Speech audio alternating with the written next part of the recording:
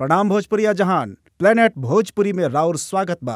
भोजपुरी दुनिया से जुड़ल सब खबर सबसे पहले पावे खातिर चैनल के सब्सक्राइब करी जा और घंटी के बटन दबाई जा लोग।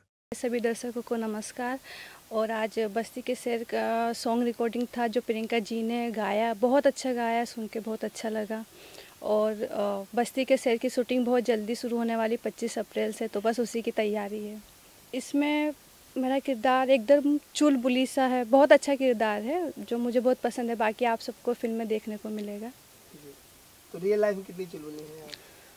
वो तो मैं नहीं हूँ कम हूँ, पर फिल्म में कुछ ज़्यादा ही चुलबुली हूँ और शैतान हूँ, एकदम बहुत मस्करीखोर हूँ। और आम जिंदगी में तो मैं एकदम सिंपल सी हूँ, ज़्यादा चुलबुली नहीं हूँ। बस हम लोगों ने बहुत तैयारी चल रही है और आगे भी 2-3 फिल्में और साथ में आने वाली है। बस ऐसे ही हम लोगों की जोड़ी आगे चलती रहे और एक हिट जोड़ी बने।